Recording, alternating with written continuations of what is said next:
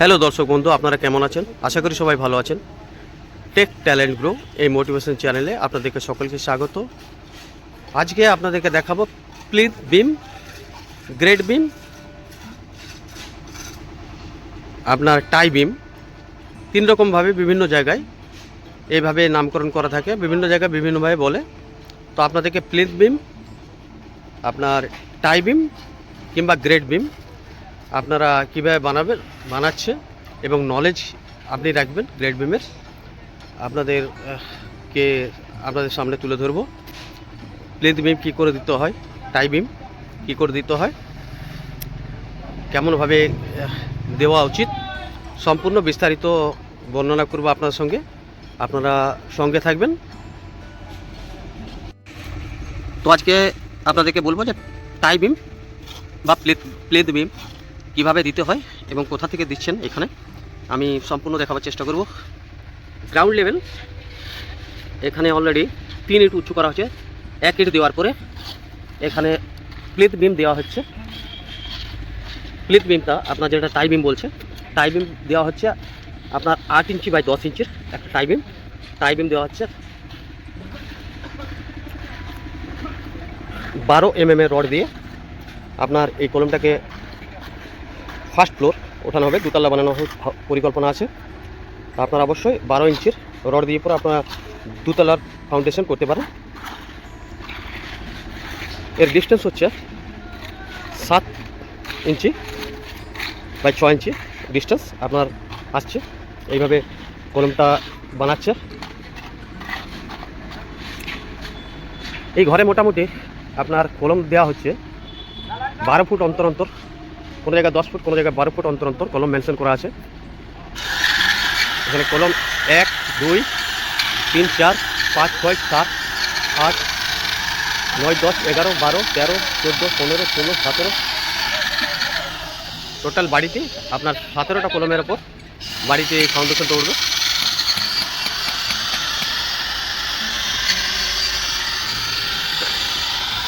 এই যে লেভেলটি দেখতে পাচ্ছেন আপনার টাই বিম দেওয়া আছে। এই টাই বিম থেকে আপনার 10 ইঞ্চির গাঁথনি দেওয়া হবে। তারপরে এখানে গ্রাউন্ড লেভেল, এটা মেঝা হবে আপনার মেঝা লেভেল। এখানে ড্যাম্পুপ দেবে না, কারণ এখানে ড্যাম্পুপ দেওয়ার কোনো প্রয়োজন মনে করছেন না মালিক। টাই বিম দেওয়ার পর আপনার মেঝা লেভেল এখান থেকে শুরু হবে, অতএব ড্যাম্পুপ দেওয়া হবে না এখানে।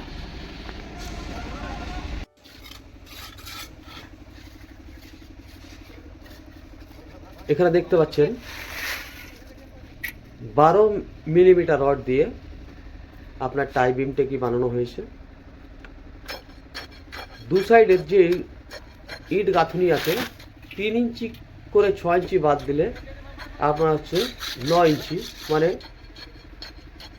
এই টাই বিমটি 9 ইঞ্চির হচ্ছে 15 ইঞ্চি চওড়া।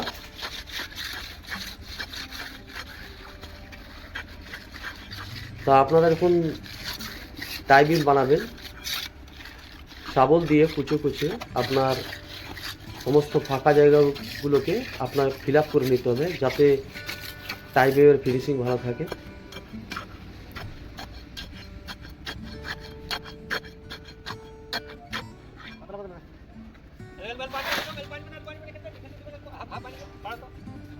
দু 2000 স্কোয়ার ফিটের বাড়ি।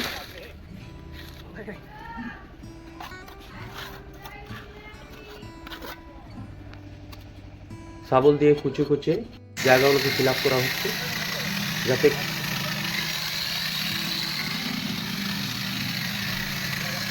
টাই বিমের কোনো অংশ ফাঁকা না থাকে, সম্পূর্ণ জায়গা।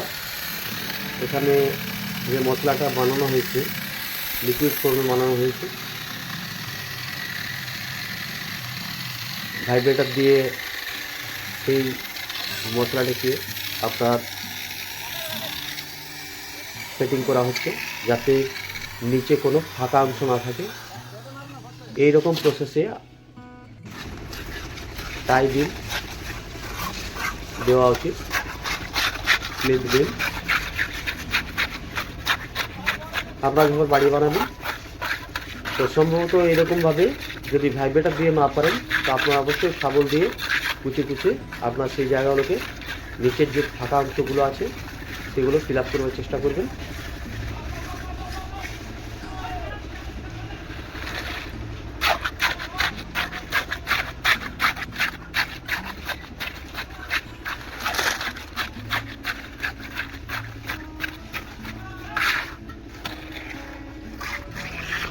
এই তথ্যগুলি আপনাদেরকে দেওয়ার একমাত্র উদ্দেশ্য হলো যে আপনারা এই ভিডিও দেখে এর থিকনেস বাড়ি বানাবো সম্পর্কে সম্পূর্ণ নলেজ পান।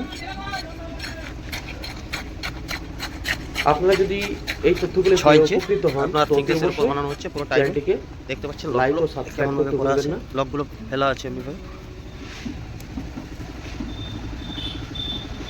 2000 স্কোয়ার ফিটের বাড়ি, 17টি কলম দিয়ে এই বাড়িটি তৈরি হচ্ছে। 2000 স্কোয়ার ফিটের বাড়ি।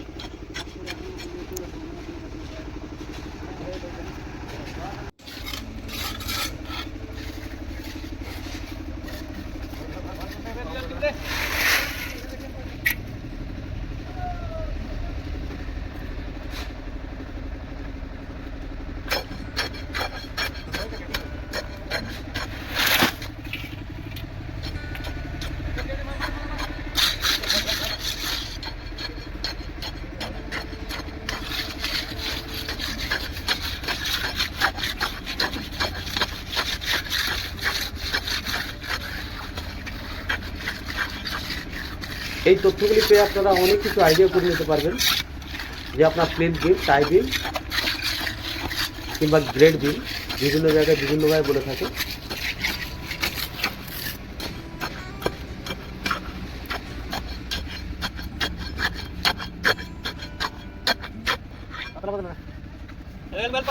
কিভাবে গ্রেড বিম বানায় আপনাকে সম্পূর্ণ নলেজ দিচ্ছি, তো ভিডিওটি আপনি মন দিয়ে দেখুন।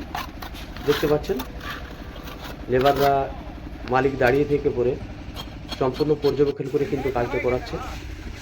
4 ফুট এখানে কলমের গভীরতা করা হয়েছে, তারপর একটা করে ইট বেছানো আছে, ওর উপরে আপনার টাই বিম দেওয়া আছে। টাই বিমের ওপর 10 ইঞ্চি গাঁথুনি দিয়ে আপনার বাড়ি নির্মাণ করা হবে।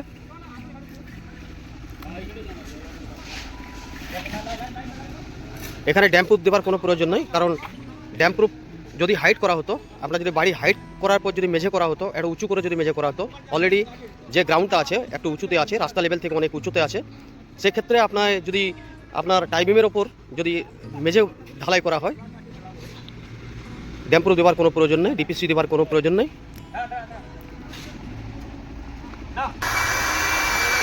2000 স্কোয়ার ফিটের বাড়ি।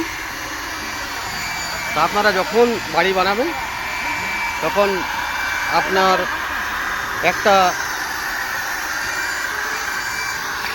কলমের যে রডগুলি ব্যবহার করবে 12 mm এর মোটামুটি রড ব্যবহার করবেন। 6 ইঞ্চি দূরত্ব থাকবে এবং 7 ইঞ্চির একটা দূরত্ব থাকছে, এইদিকে 7 ইঞ্চি, এদিকে 6 ইঞ্চি দূরত্ব থাকছে আপনার। টাই বিম কাজ চলছে।